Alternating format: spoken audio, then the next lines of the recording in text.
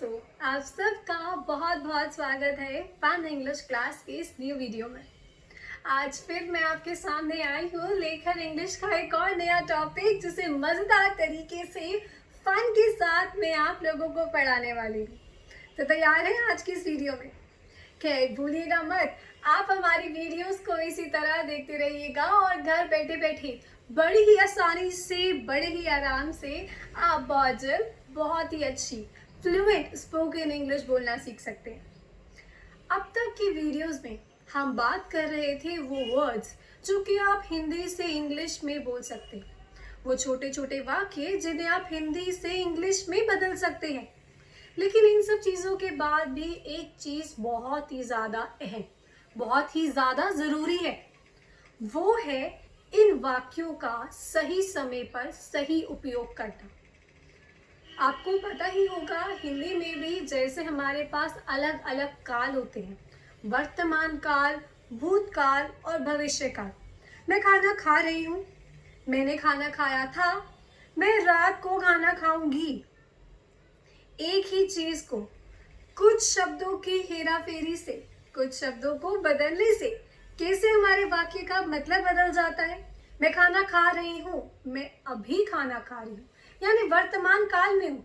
मैंने खाना खाया था भूतकाल में पहुंच चुकी हूँ, वो कार्य पहले से ही हो चुका है।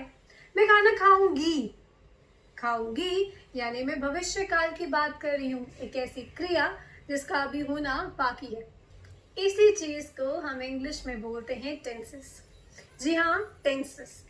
भूतकाल का मतलब होता है पास्ट टेंस, जो बीत गया वो पास्ट टेंस। जो अभी है वर्तमान काल को बोलते हैं प्रेजेंट टेंस।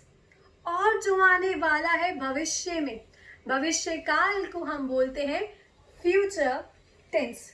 तो आज की वीडियो में मैं आपको सिखाने वाली हूँ basic simple tenses and it's uses. Basic simple sentences को टेंसेस के हिसाब से हम कैसे कैसे बदलेंगे और कैसे सही टाइम पर बिल्कुल सही तरीके के साथ उसका यूज करेंगे।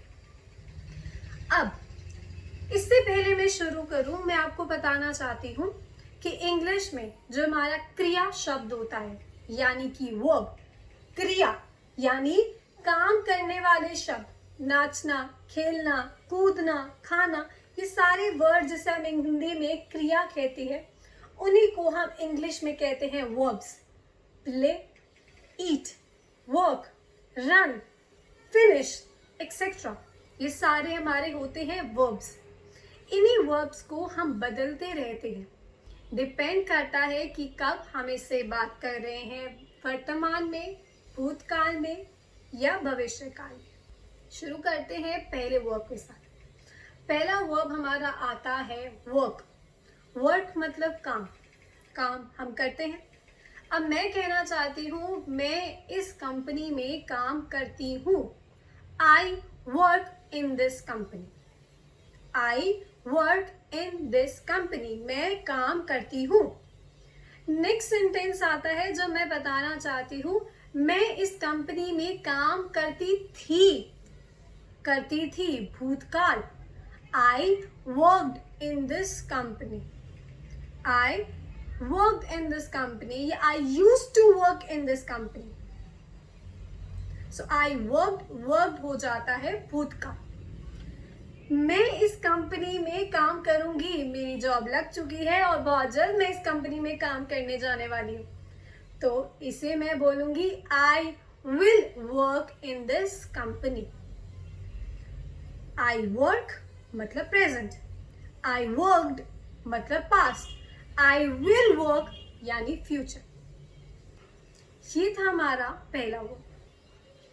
अब आते हैं नेक्स्ट वर्ब के साथ, अगली क्रिया शब्द के साथ, जो कि है देखना। देखने को हम इंग्लिश में बोलते हैं सी।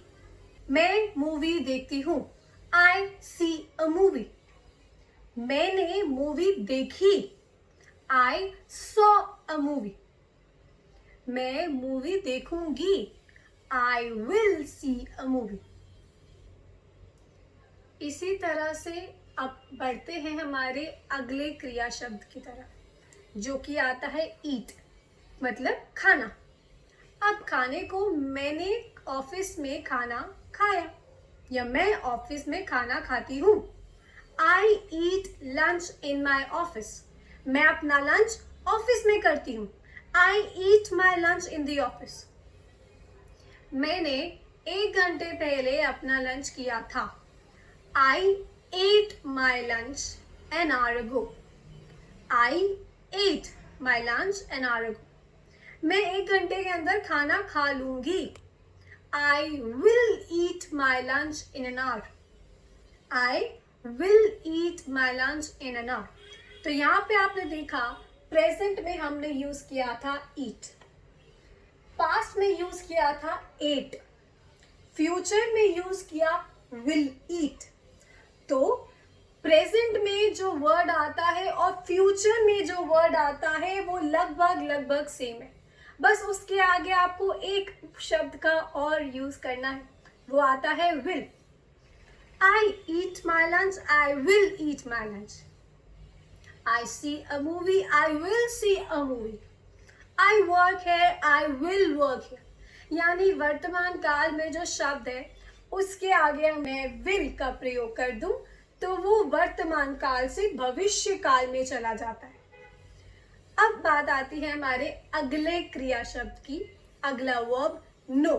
मुझे पता है, आई नो इट, मुझे पता है। नेक्स्ट आता है मुझे पता था, I knew it, I knew it. मुझे कल तक इस बात का पता चल जाएगा, I will know it, I will know it.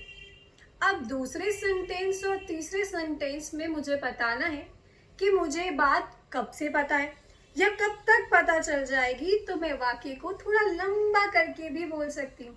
I knew it since yesterday, मुझे कल ही इस बात का पता चल चुका था, यानी भूतकाल। I will get to know about this by tomorrow, मैं कल तक इस बात का पता लगा लूंगी। या फिर आई नो इट, मुझे पता है ये चीज अभी। तो ऐसे ही हम बदल सकते हैं एक वाक्य को प्रेजेंट, पास्ट और फ्यूचर में, यानी वर्तमान, भूत और भविष्य काल में। अब आता है नेक्स्ट वर्ड। नेक्स्ट वर्ड आता है हमारा फिनिश। फिनिश करने का मतलब होता है खत्म, खत्म करना। फिनिश वर्ड को हम तीनों टेंस में कैसे बदलेंगे?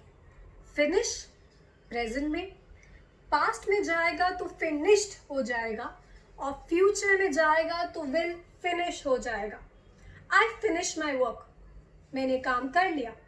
मैं समय पर काम खत्म करती हूँ, I finish my work on time, मैंने काम समय पे खत्म कर लिया था, I finished my work on time. मैं अपना काम समय पर खत्म कर लूंगी, I will finish my work on time. ऐसे ही अब बढ़ते हैं हमारे अगले क्रिया शब्द की ओर, जो कि है कुक। कुक का मतलब होता है खाना बनाना। कुक का सेंटेंस लेकर आते हैं प्रेजेंट में। I cook the dinner, I cook the dinner, रोज मैं ही डिनर बनाती हूँ।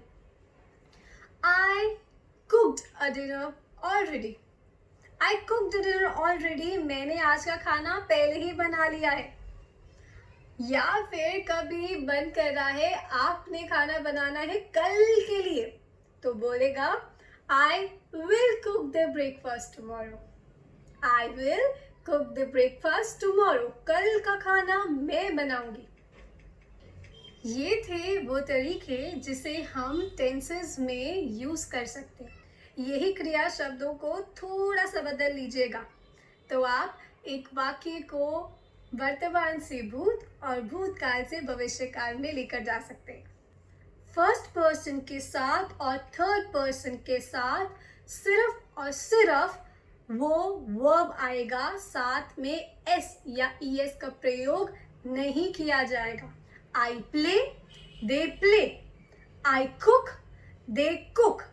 लेकिन मैं बात कर रही हूँ सेकेंड पर्सन की, यानी आपकी, तो यहाँ पे मैं बोलूंगी ही कुक्स, He cooks, she cooks. He plays, she plays. He plays football. I play football. She cooks the dinner. I cook the dinner. तो याद रखिएगा, अगर बात हो रही है फर्स्ट पर्सन की तो वर्ब अकेला इस्तेमाल होगा, और अगर हम बात कर रहे हैं थर्ड पर्सन की तो भी वर्ब अकेला यूज होगा। लेकिन सेकंड पर्सन के केस में ही शी के बारे में जब बात करेंगे तब हम लेकर आएंगे एस और ई एस वर्ब के साथ, ये वर्ड्स भी जुड़ जाएंगे। सो आज की लेसन में बस इतना ही। इसी तरह टेंसेस को थोड़ा और बारीकी से जानने के लिए, थोड़ी और एडवांस स्टडी करने के लिए हमारी वीडियोस देखते रहिएगा। हम अगली वीडियो में लेकर आएंगे बहुत जल्द टेंसेस को आगे और अच्छे से और डिटेल में कैसे पढ़ सकते हैं। क्या टेंसेस का टॉपिक यहीं ख़त्म हो गया है या इसमें कोई और बारीकी है, कोई और चीज़ें हैं जो जाननी अभी भी बाकी हैं? खैर, वो सब चीज़ें हम सिखाएंगे आपको अपनी अगली वीडियो में।